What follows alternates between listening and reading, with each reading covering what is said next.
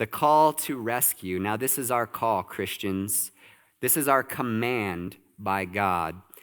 Proverbs 24:11 and 12 says, "Rescue those who are unjustly sentenced to die. Save them as they are staggering to their death.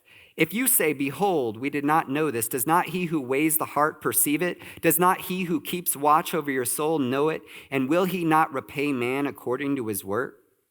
These children are being unjustly sentenced to die every day. Their parents are carrying them there, and they cannot escape. They cannot run away. But guess what? These parents, they're also staggering to their death, right? They don't know God. They've suppressed his truth. They're living in their sin, and they too are staggering to a spiritual death. They are, in fact, dead in that moment. And what does it say right after this? If it says, the Bible's talking to us, Christians, it's talking to the people of God. It says, "If you say, 'Behold, we did not know this,' does not he who weighs the heart perceive it? Does not he who keeps watch over your soul know it? And will he not repay man according to his work?" This is what God's telling us here. He's saying, rescue those who are unjustly sentenced to die. And if you don't, I know your heart. God knows your heart. He knows that you know. He knows that you understand that you have a command to rescue innocent children. And don't say that you didn't know, right? He's going to say, "I'm going to repay you according to your work." This is what God is telling us. So we all have a call to do something.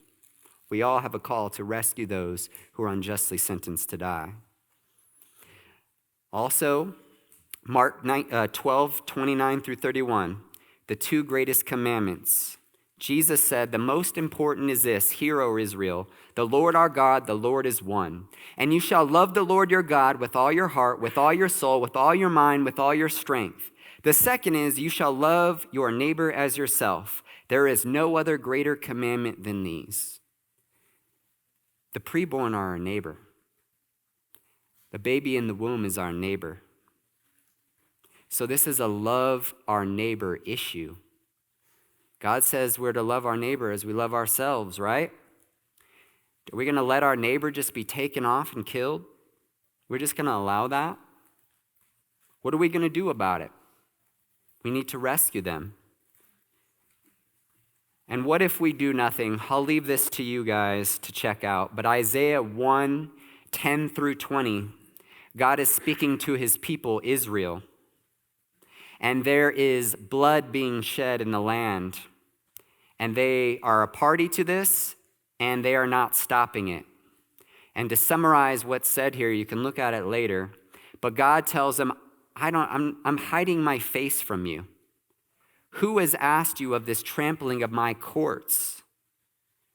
There's blood being spilled on their land, and they're more worried about going to God and offering sacrifices at the tabernacle. He says, remove this iniquity from amongst yourselves, and then come.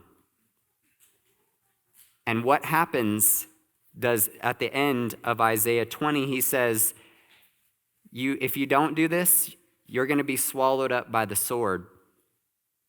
That's what happens to a land that's disobedient to God, that allows the shedding of innocent blood to continue. The land spews them out. They're devoured by the sword. Look at where our nation's headed right now. You think we're not under the judgment of God right now? Ask yourselves that question.